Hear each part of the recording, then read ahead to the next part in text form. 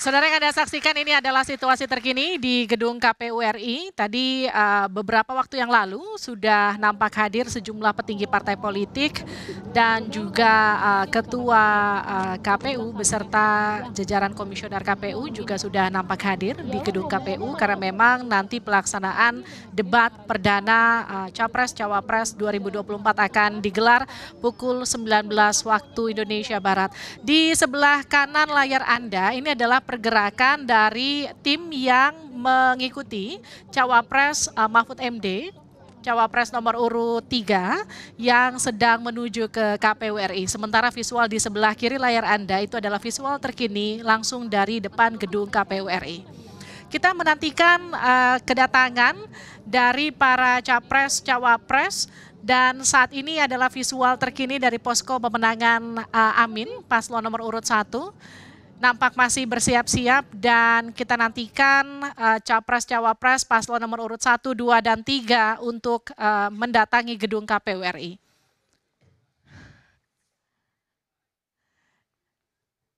Kita lihat di 4 layar di depan Anda. Sebelah kiri atas itu adalah visual terkini di gedung KPU RI. Sebelah kanan atas itu adalah visual terkini rekan kami yang mengikuti Cawapres nomor urut 3 Mahfud MD menuju ke gedung KPU RI.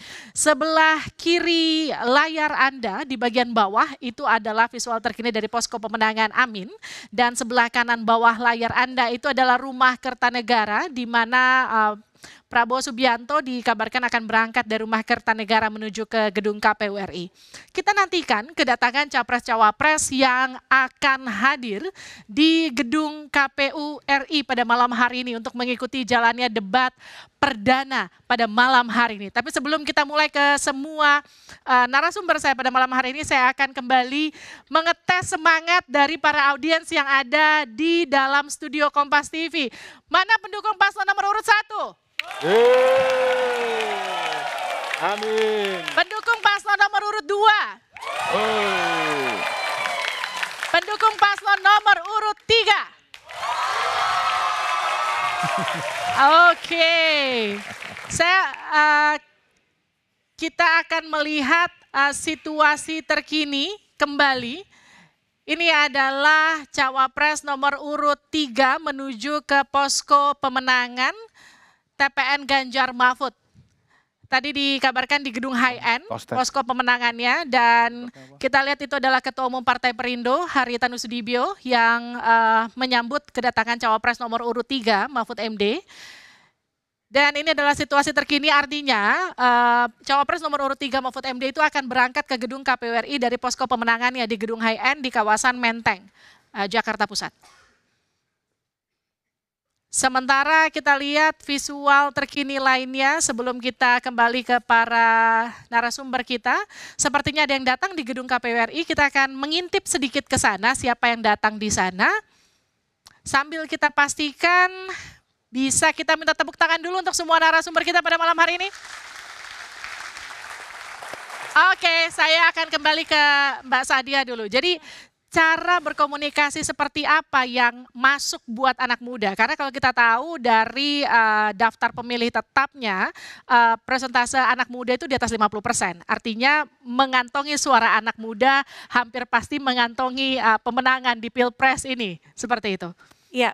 Ketika saya bicara soal hiburan, tentu saja bukan berarti hiburan versus serius gitu ya.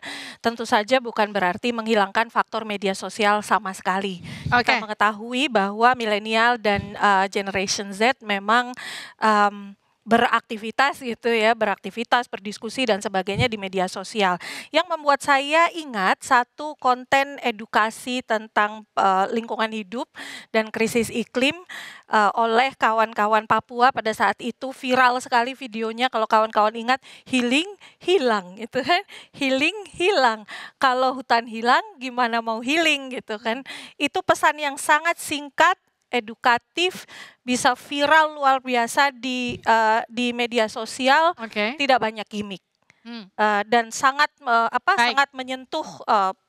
sangat menyentuh titik-titik terpenting Oke. di isu lingkungan. Artinya kalau anak muda sekarang mungkin salah satunya adalah kemampuan storytelling, bukan hanya kemampuan Baik. berbagai gimmick gitu ya, kreativitas gimmick gitu. Oke, saya ke paslon nomor urut 3 dulu, baru tim ses paslon nomor urut 3 baru ke 1. Bung Roni, seberapa penting anak muda untuk kemenangan dari paslon Anda? Ya, buat kami sangat penting karena anak muda sangat konsen namanya dengan hukum, bicara soal keadilan. Dan kita tahu bahwa akhir-akhir ini memang setelah pasca putusan MK, kita melihat terjadi kemunduran di bidang penegakan hukum. Oke. Kemudian di demokrasi kita lihat bagaimana kemarin ada beberapa yang dilaporkan ke polisi, kemudian ada budayawan juga pun yang menyampaikan dalam show-nya Mas Butet, kemudian dilarang. Dan kami melihat bahwa di posisi ini anak muda melihat bahwa situasi ini dalam keadaan tidak baik-baik saja. Dan kita melihat bahwa peran anak muda dalam memberikan suaranya sangat penting dan mereka akan mengetahui di mana mereka akan memberikan suara mereka. Oke, saya ke tim ses dari paslon nomor urut 2, Pak Wihadi. Anda punya cawapres anak muda, tapi seberapa bisa cawapres Anda kemudian meyakinkan anak muda untuk memilih cawapres Anda? Jadi begini, kalau kita melihat saat ini bahwa cawapres kita adalah anak muda, artinya di sini adalah kesempatan untuk anak-anak muda ini untuk bisa terlibat dalam pemerintahan. Jadi kalau pada saat ini dikatakan bahwa seakan-akan anak-anak muda ini tidak bisa ikut berpartisipasi. Nah disinilah kesempatan ini. Dan saya kira Mas Gibran dengan seorang wali kota yang muda dan memberikan satu terobosan-terobosan dengan kita lihat di kota Solo banyak kegiatan untuk anak-anak muda. Dan ini menunjukkan bahwa anak-anak muda itu bisa terlibat dalam pemerintahan kita, tidak hanya sebagai penonton. Jadi katakan tadi bahwa anak muda ini hanya hura-hura saja, tidak juga. Karena Mas Gibran tidak hura-hura, artinya dia sudah aktif dalam pemerintahan. Nah disinilah menunjukkan bahwa keseriusan anak-anak muda untuk memimpin negara ini tergambar dengan apa yang sekarang ini ada suatu lompatan di mana generasi muda bisa memimpin. Oke. Nah ini bukan lagi masalah reformasi, tapi ini adalah transformasi, di mana kita mentransform dari yang tua menjadi yang anak muda. Jadi anak muda diberikan kesempatan untuk bagaimana dia bisa memerintah dan bisa memberikan suatu kekuasaan dalam pemerintahan. Ini adalah suatu terobosan, transformasi dari apa yang sudah dilakukan reformasi 30 tahun yang lalu. Jadi saya kira dengan adanya gambaran seperti ini, anak-anak muda tentunya akan bagaimana mensupport Mas Gibran untuk bisa ikut dalam pemerintahan. Dan ini adalah salah satu challenge yang diberikan kepada semuanya masyarakat anak muda untuk bahwa ini harus kita berikan transformasi anak muda memimpin ke depan. Oke. Saya ke tim ses nomor urut 1, Mas Teguh. Mas Teguh, tadi kan Mbak Sadia juga sempat katakan anak muda butuh diajak bicara serius.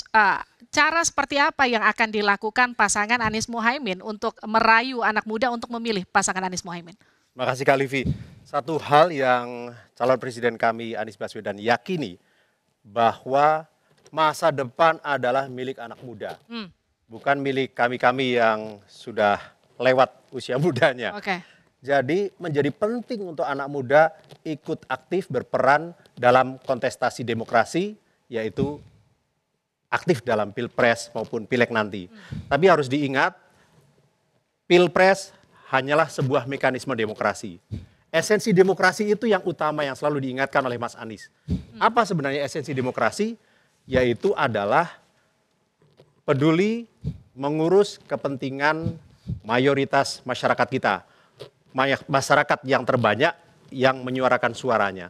Karena apa? Karena pemilik kedaulatan negeri adalah rakyat kan. Oke. Nah inilah sebenarnya yang utama. Jadi ketika terjadi persoalan-persoalan yang kita tahu negara berhadapan dengan rakyat, misalkan dalam kasus Rempang, kasus Wadas, atau mungkin kasus Papua, ketika negara berhadapan dengan rakyat tidak ada cerita rakyat harus dimenangkan. Oke. Kenapa itu?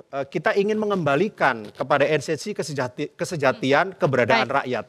Ingat, sebelum merdeka rakyat ada duluan, Mbak. Bahkan sebelum ada TNI, sebelum ada Polri, yang ada rakyat duluan. TNI saja dulu bermulanya dari BKR, ya kan? Badan Keamanan Rakyat. Jadi ini adalah sebuah keniscayaan. Kita harus kembalikan keesensian kesejatian demokrasi kepada rakyat, membela kepentingan rakyat. Baik, kita lihat situasi terkini kembali ke gedung KPU RI. Ini di Kertanegara. Kita lihat ini adalah Cawapres nomor urut 2, Gibran Rakabuming Raka, sudah hadir di rumah Kertanegara yang nanti rencananya akan berangkat bersama dengan Capres nomor urut 2 Prabowo Subianto langsung dari rumah Kertanegara. Jadi informasi yang didapatkan adalah Capres-Cawapres nomor urut 2 akan berangkat langsung dari rumah Kertanegara menuju ke gedung KPU RI. Sementara di sebelah kanan layar Anda ini adalah Sekjen PDI Perjuangan Hasto Kristianto yang sudah tiba di gedung KPU RI pada sore hari ini jelang debat perdana Pilpres pada malam hari ini yang rencananya menurut jadwal akan diselenggarakan pukul 19 waktu Indonesia Barat. Baik, saya kembali ke Mas Usman. Mas Usman, anak muda bicara politik itu nampaknya masih agak sulit. Tapi bagaimana dengan anak muda dan hukum? Karena tema pada malam hari ini salah satunya soal hukum, soal HAM, soal kemudian pemerintahan, begitu. Seperti apa kemudian apa yang nanti disampaikan oleh Capres itu kemudian kena ke anak muda menurut Anda? Ya, pertama anak muda itu sebenarnya simbol dari idealisme.